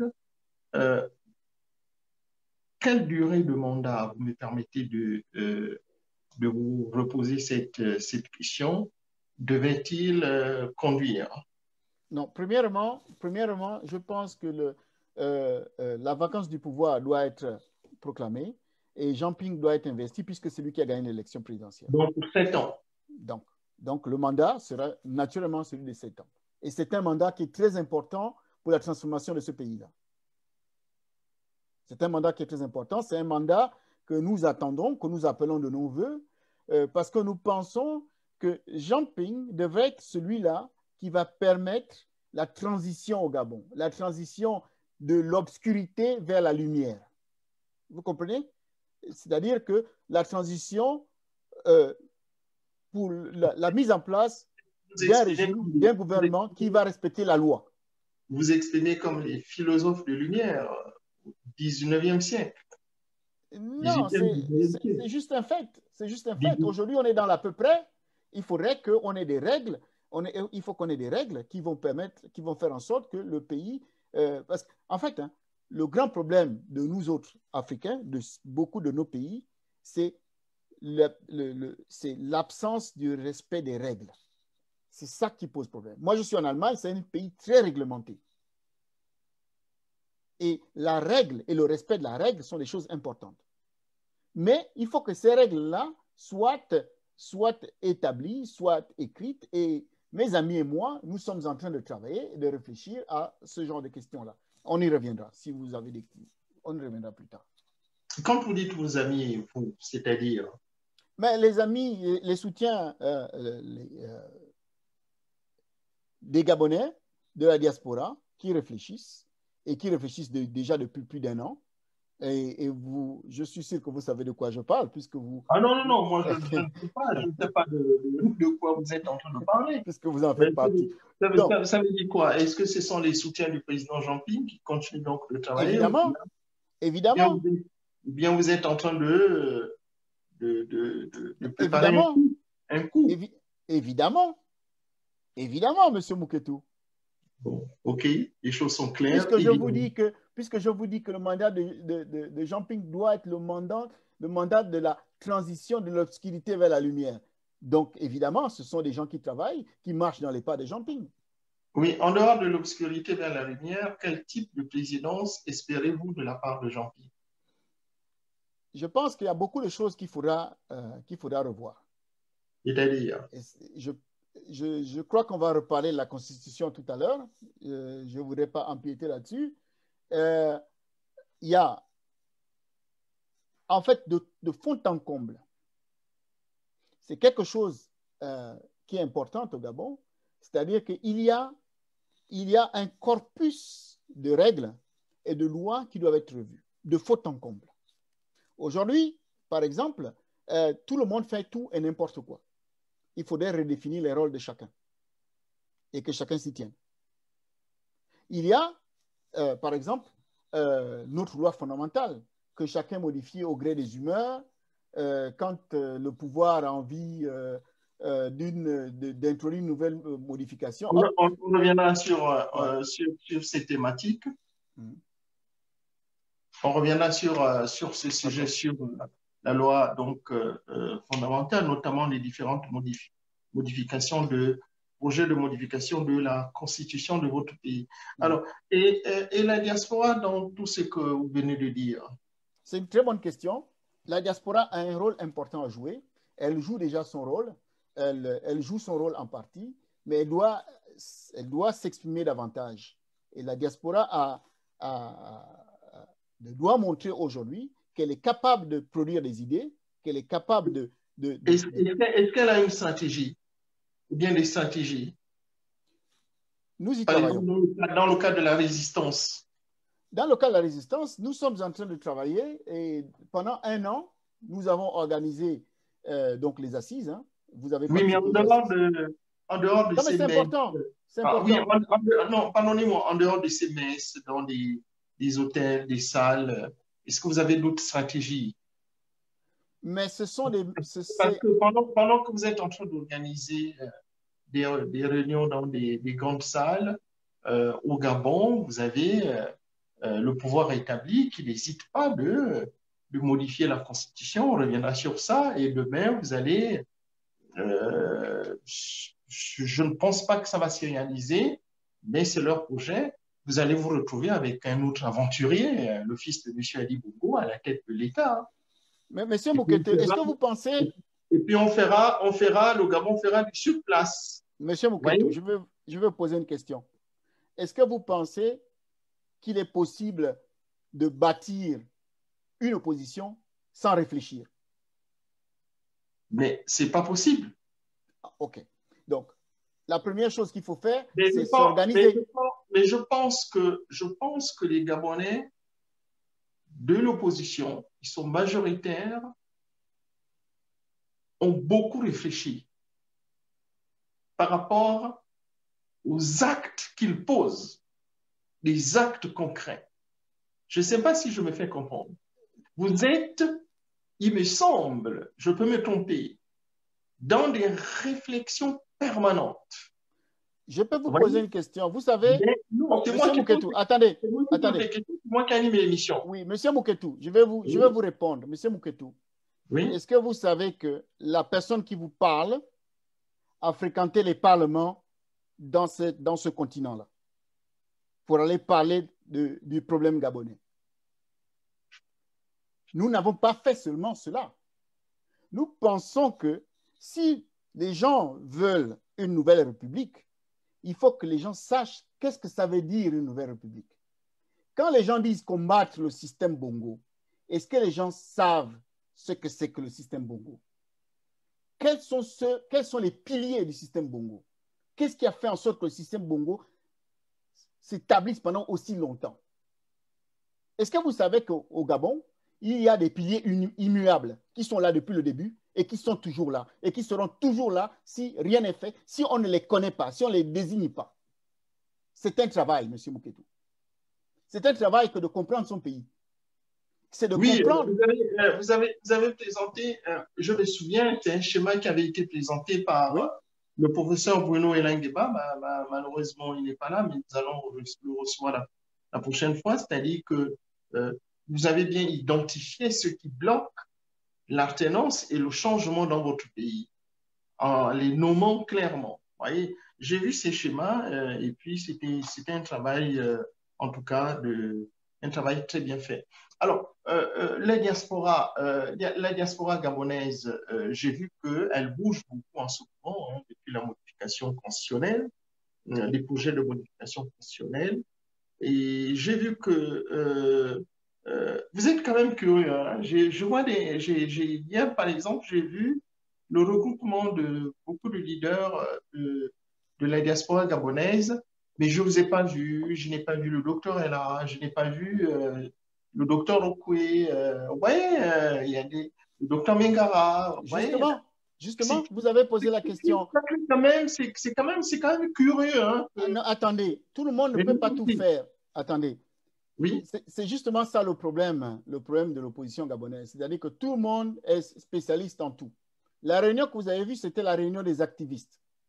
Moi, je ne suis pas un activiste. Qui sont des résistants. Oui, je suis un résistant, mais pas activiste. Qui sont des hommes politiques, qui ont des ambitions, attention, qui ont des ambitions. Attendez. Moi, je ne connais pas les ambitions de ces gens-là. Tout ce que je sais, c'est qu'ils se revendiquent autant qu'ils sont. Ils se revendiquent autant qu'ils sont activistes. Et moi, je respecte ce qu'ils font. Donc, dans une résistance organisée, vous avez des activistes, vous avez des hommes politiques, ceux qui ont un penchant beaucoup plus politique, vous avez d'autres personnes qui font des opérations sur le terrain. C'est ça une opposition organisée. Ce n'est pas tout le monde qui fait tout. Moi, je ne fais pas des... Si je comprends, c'était donc une rencontre des activistes. D'accord, voilà. Très bien. D'accord, très bien. Et vous avez été informé sur donc cette réunion. Très bien. En tout cas, c'est une très bonne chose. Alors, nous allons essayer d'avancer. Monsieur Franck Ditengou, parlons un peu du renouvellement des hommes et des femmes dans votre politique, des femmes politiques au Gabon. Ce renouvellement, semble-t-il, il est régenté, vous me permettez l'expression, qu'en pensez-vous? Non, le renouvellement, comme je vous ai dit tout à l'heure, le renouvellement est régenté, c'est-à-dire que Même si, quand on parle du renouvellement, c'est pas quelque chose qui doit se faire de manière... C'est pas contre les personnes âgées, hein. Vous connaissez mon point de oui, vue, hein. Euh, Moi, je suis pour ce mélange entre l'expérience et les jeunes, hein, vous voyez, pour construire notre pays. Et ce qui se passe, par exemple, avec le président Jean Ping, je crois que c'est un bel exemple, un très bel exemple. Euh, Monsieur Franck Litingo. Alors, est-ce que ce renouvellement, je reprends ma question, est-il régenté dans votre pays? il faut pas, en fait, il faut pas, comment dire, il faut pas noyer le poisson. Il faut pas noyer le poisson. Les PDGistes vous diront qu'il y a un renouvellement. Ils vous diront, ah, avant il y avait Omar Bongo, ensuite il y a Ali Bongo. Oh, avant il y avait un homme Premier ministre, maintenant il y a une femme Premier ministre. Ah, il y a des jeunes au pouvoir, mais quand on regarde dans le détail, il faut regarder qui sont ces gens. Il faut regarder dans le détail qui sont ces gens. On a une consanguinité, on a on peut appeler ça une gouvernance héréditaire. On a une gouvernance héréditaire. Et ce n'est pas comme ça que fonctionne un pays normal. Ce n'est pas comme ça. Macron n'est pas le fils de François Hollande, par exemple. Ce n'est pas son fils. Et François Hollande n'est pas le frère de Sarkozy. Il faut que tous les talents du Gabon puissent s'exprimer. Il faut laisser la place à ceux qui sont capables de faire quelque chose. Les anciens sont là pour encadrer les jeunes, travailler avec eux pour construire un pays qui avance et qui progresse normalement. C'est ça. D'accord, très bien. Alors, bien, nous allons faire une transition et prendre le dernier sujet de notre édition, hein, toujours sur le Gabon. Parlons un peu de la modification de votre constitution. Monsieur Franck Litingo, comme vous le savez, ces derniers jours, la loi fondamentale de votre pays a une énième fois été modifiée. Alors, la première question que je voulais vous poser, elle est très simple, hein. D'après vous, quelles en sont les motivations? Bon, premièrement, moi, j'aimerais vous dire que cette modification de la Constitution, pour moi, est un non-événement.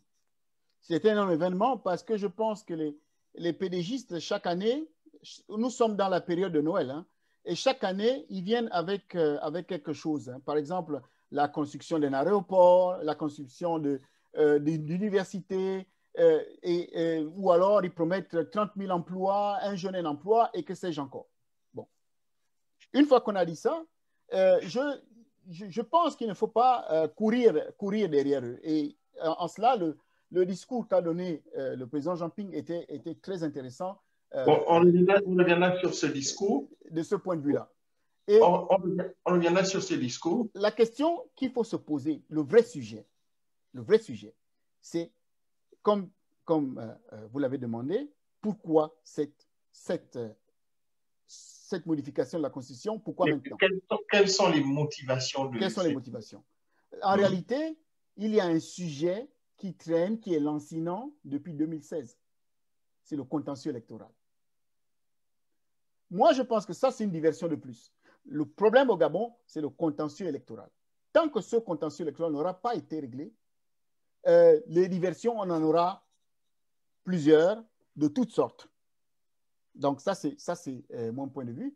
La deuxième chose, c'est il faut se demander qu'est-ce que la Constitution représente pour une nation, pour un pays. Qu'est-ce que ça représente?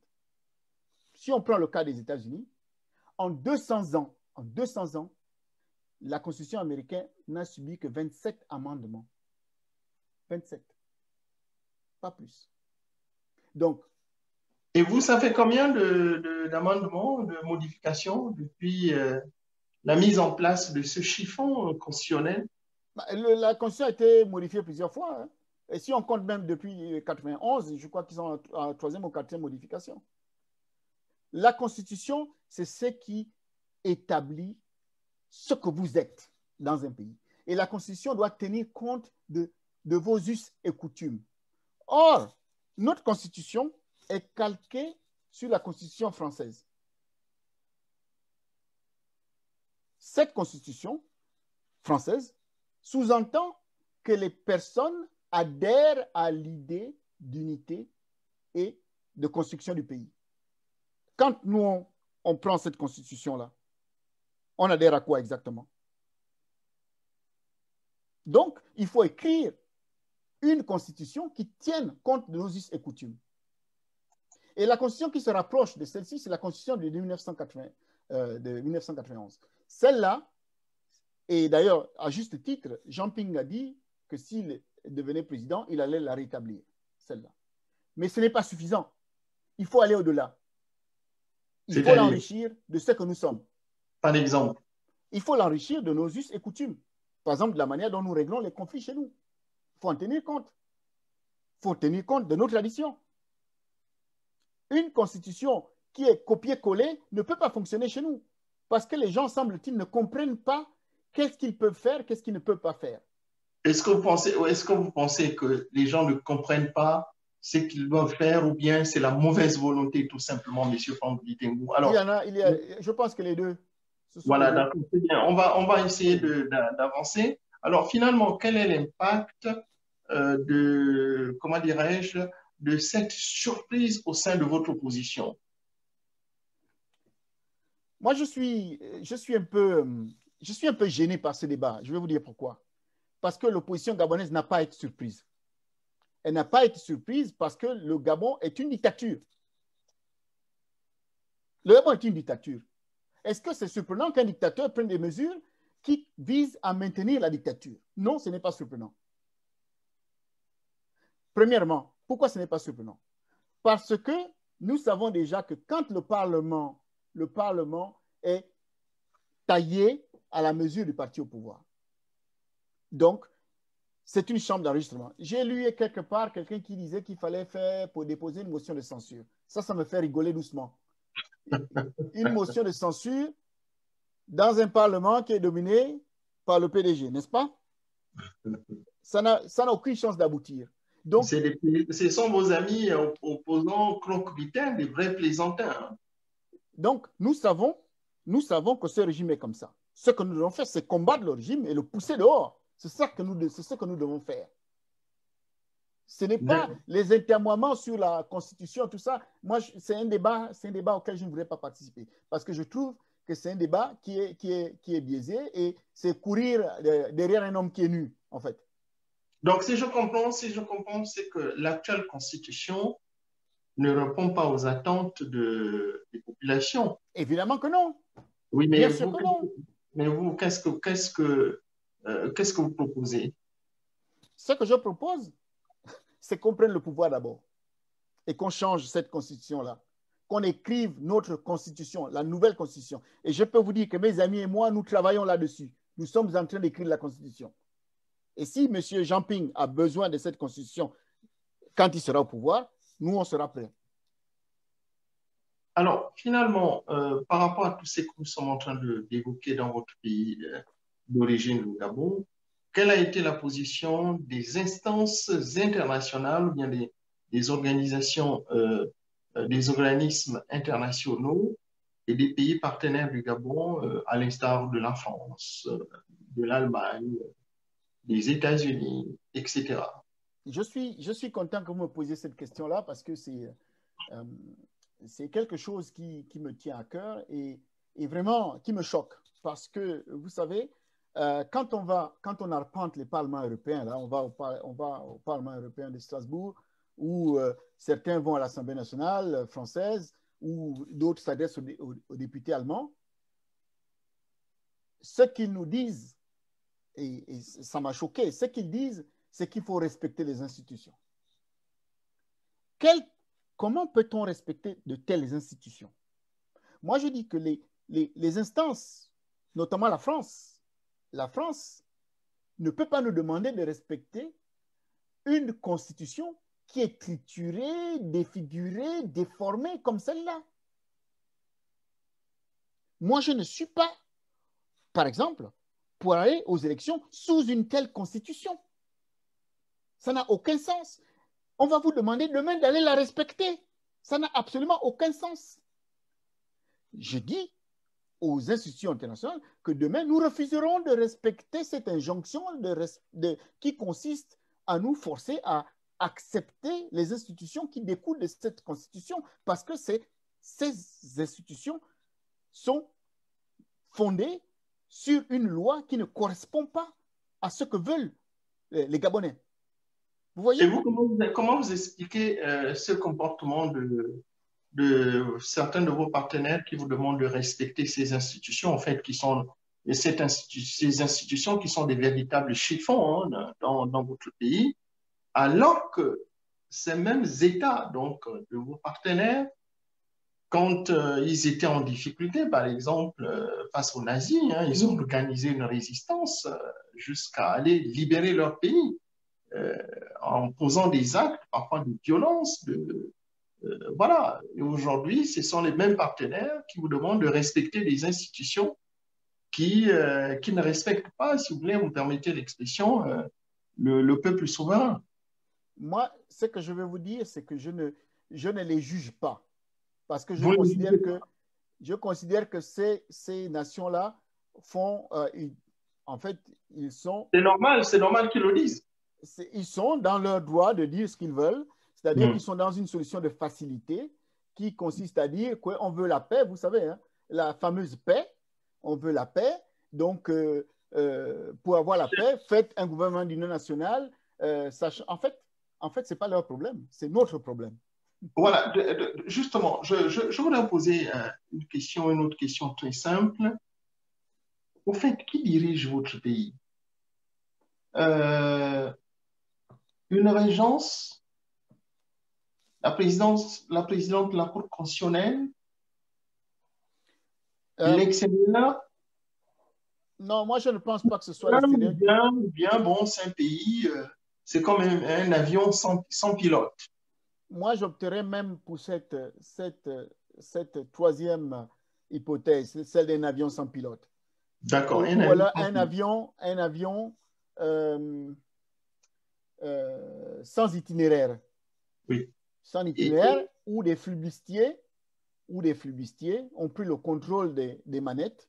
Et donc, l'avion vole, vaille que vaille, dans n'importe quelle direction.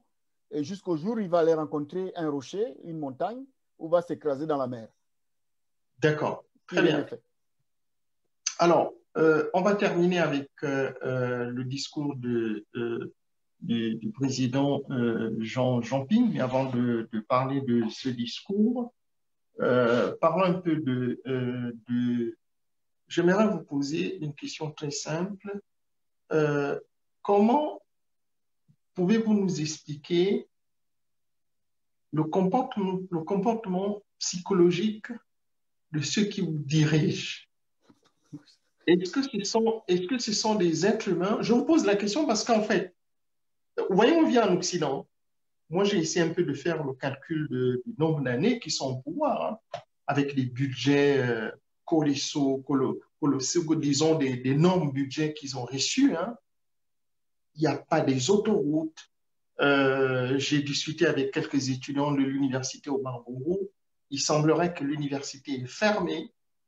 Vous voyez, par exemple, en France, au Canada, en Allemagne, là où vous êtes, quand on va enseigner, moi je suis enseignant, quand on va, vous êtes chercheur, quand on va dans des universités, des lycées, on est équipé, il y a des masques, il y a du gel, des étudiants, il y a certaines universités qui sont encore fermées, et ceux qui ne vont pas à l'université, ils transmettent les connaissances depuis chez eux. Mais apparemment, les cours en distance n'existent pas au Gabon. Apparemment, ça n'existe pas. Ça, c'est sur le plan éducatif. Au niveau de la construction du pays, il n'y a rien. Ça veut dire quoi? Ça veut dire que vous pouvez rester là pendant un siècle, le pays fera du surplace, pendant que les autres sont en train d'évoluer. Vous avez vu, par exemple, ce qui se passe au Sénégal. La dernière fois, je regardais le président Macky Sall, qui était en train de faire le tour de ville dans Dakar. J'ai vu des artères, j'ai vu des boulevards, j'ai vu des routes bitumées, mais chez vous, ça n'existe pas. Ça n'existe pas. Comment pouvez-vous nous expliquer un peu ce comportement dans votre pays? Bon, moi, je ne suis pas psychologue, hein, Oui, mais ni psychiatre. Moi, j'ai une théorie là-dessus, hein. Le problème, en règle générale, et on l'a vu dans d'autres pays, c'est quand on a une absence de contre-pouvoir. Quand il y a une absence de contre-pouvoir dans un pays, ce genre de choses se produit. Vous vous souvenez que il y a des prisonniers en ce moment qui auraient détourné des milliards et des milliards, dit-on. Comment est-ce que dans un pays, on peut détourner des milliards? Vous habitez en France, ça se verrait, ça se détecterait immédiatement. Il y a des structures qui sont là pour surveiller. Mais au Gabon, est-ce que ces structures-là existent? Si elles existent, est-ce que les gens ont les coudées franches pour pouvoir se défendre? En d'autres termes, il faut la séparation des pouvoirs, il faut des contre-pouvoirs. Et il faut que la prise de pouvoir découle du choix du peuple. Le jour où on pourra réellement imposer notre choix, c'est-à-dire on a choisi telle personne, et quand cette personne est défaillante, on choisit une autre personne, vous verrez que votre pays changera. Regardez ce qui se passe au Ghana. C'est juste ça. C'est juste ça. Quand les gens ont l'ivresse du pouvoir, sont libres de faire ce qu'ils veulent, d'emprisonner qui ils veulent, de mettre au pas qui ils veulent, comment voulez-vous que ce pays se développe? Personne ne craint rien. D'accord, très bien.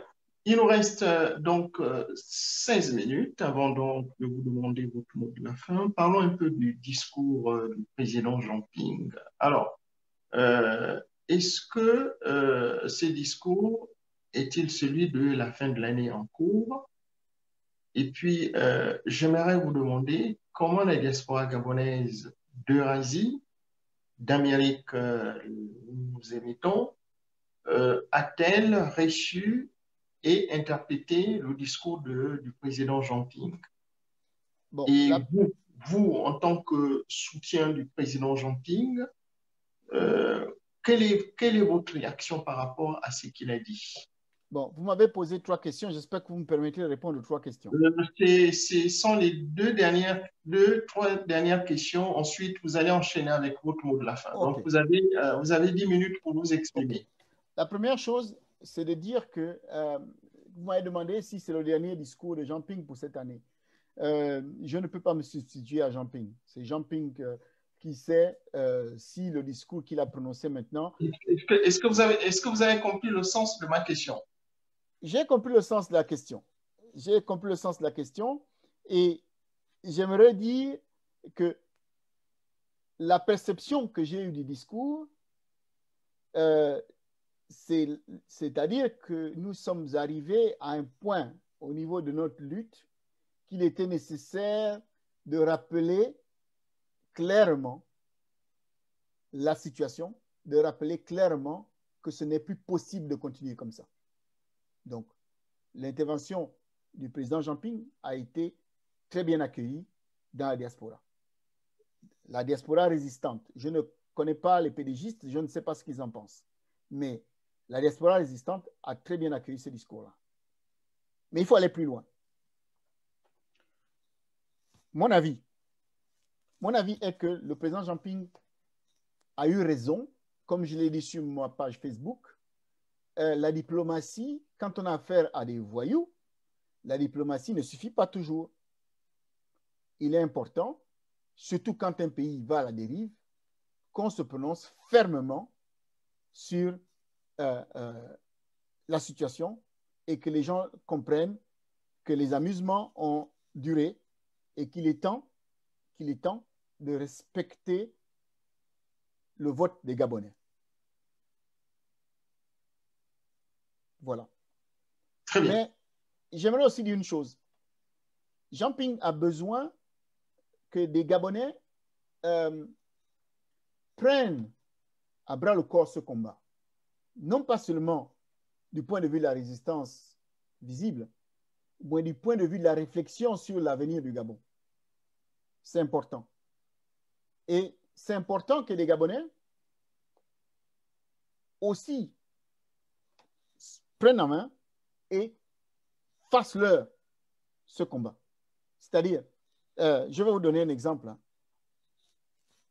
Aujourd'hui, dans certains cas, on a même l'impression que pour parler des problèmes du Gabon, il faut avoir l'autorisation. De qui? Mais il y en a qui se sont arrogés le droit d'être les dépositaires de la politique gabonaise. Non. À partir d'aujourd'hui, nous aussi, on parlera des problèmes du Gabon. On parlera des problèmes du Gabon parce que nous sommes Gabonais. Ce ne sera plus comme avant. Et Jean Ping a besoin de ça. Il a besoin que des Gabonais marchent derrière lui, tête haute, et prennent en main les choses du pays. Voilà. D'accord. Très bien. Merci, Monsieur Franck Ditengou. Avant de vous demander donc votre mot de la fin, est-ce que vous avez un sujet que nous avons oublié d'aborder au cours de cette émission que vous aimeriez développer en 2 minutes? Oui, le sujet que j'aimerais développer, c'est le suivant. C'est-à-dire que il est, de mon point de vue, ce qui manque au Gabon actuellement, ce sont des Gabonais qui sont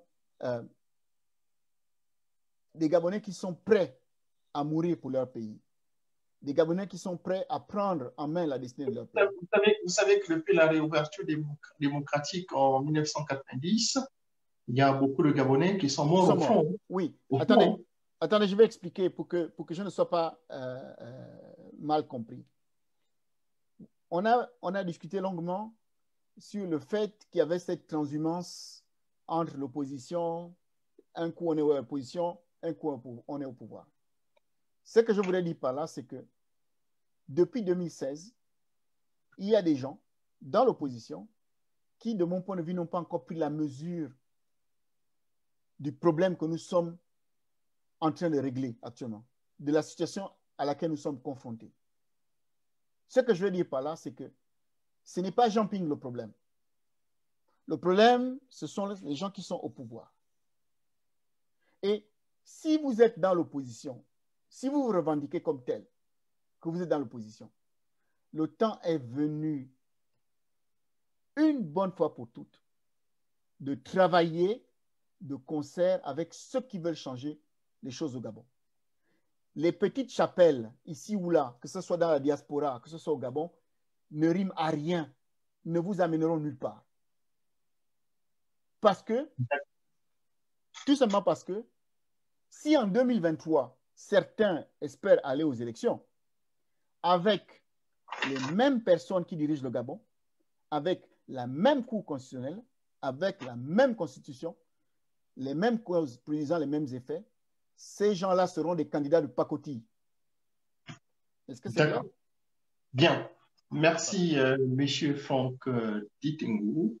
Nous avons abordé donc 2 sujets essentiels au cours de notre émission. Nous avons parlé de la problématique de la vaccination contre le Covid. Et ensuite, nous avons abordé le sujet sur votre pays, le Gabon, qui serait dans une impasse ou un espoir de changement et d'alternance politique. Alors, avant de vous libérer, j'aimerais vous demander de présenter votre mot de la fin en 5-6 minutes. Mon mot de la fin est le suivant. Hein. J'appelle les Gabonais à se rassembler, à doubler d'ardeur, de sorte que nous puissions nous débarrasser de ce régime moribond qui traîne depuis plus d'une 50aine d'années. Pour ce faire, il ne suffit pas seulement de le clamer haut et fort, mais il faut se préparer. Il faut se préparer dans tous les domaines. Se préparer intellectuellement en rédigeant les textes qui vont faire en sorte de verrouiller les différents pouvoirs au Gabon, de telle sorte que demain matin, même si Jean Ping voulait rester au pouvoir, il ne pourrait pas le faire. Donc, c'est ça, c'est le travail que nous devons faire actuellement. Pour cela, il faut que nous discutions, il faudrait que nous travaillions ensemble et qu'on arrête les guéguerres de leadership qui n'ont pas lieu d'être. Aujourd'hui, c'est le travail que nous devons faire. C'est le Gabon qui devait passer avant les personnes. Et c'est ce message-là que j'ai essayé de proposer aux Gabonais, donc de proposer aux Gabonais pendant les assises, c'est ce même message-là que j'essaye toujours en coulisses, en discutant avec les gens, que j'essaye de diffuser auprès des Gabonais. Je veux que la diaspora, je souhaite que la diaspora gabonaise ait une voix forte, une voix qui porte, et que la diaspora ne serve pas des ars ou de remplaçants ou de replacement, comment dire, ne serve pas de point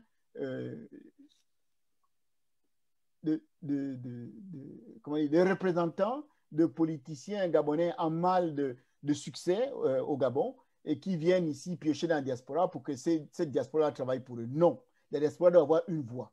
Et cette voix a pour but de faire du Gabon un pays démocratique et d'amener l'alternance au Gabon. Voilà, c'est ça mon mot de fin. Bien, merci M. Franck Ditingou. Donc, vous êtes sur la même lignée, la même dynamique que le président Jean Ping qui veut faire donc du Gabon à l'abri de la peur et du besoin et de la peur. Là, très bien, à l'abri donc du besoin et de la peur. Alors, merci M. Franck Ditingou d'avoir honoré notre invitation. Je voudrais remercier très sincèrement nos auditrices et auditeurs. Vous étiez très nombreux à nous écouter donc au cours de cette année 2020 qui s'achève dans 3-4 jours à peu près. Vous étiez donc, je rappelle, très nombreux ce soir donc, sur Afrique 2050.